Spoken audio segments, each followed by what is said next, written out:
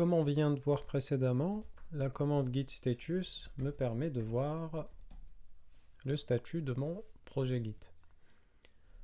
Alors, on peut lire ici que j'ai ces deux fichiers-là qui ne sont pas traqués, c'est-à-dire que voilà, Git en a conscience, mais ça ne va pas être dans notre commit.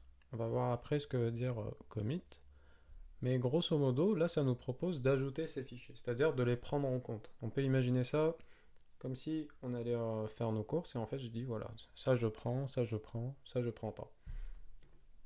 Donc, je vais faire git add, git ignore, je peux les nommer comme ça, git ignore, index.html. Quelquefois, on peut avoir beaucoup de fichiers, donc on n'a pas envie de faire ça, mais disons que moi, je veux tout mettre. Donc là, je peux dire git add, et là, je vais donner ça comme argument, je vais dire git add all. Ajoute-moi tout.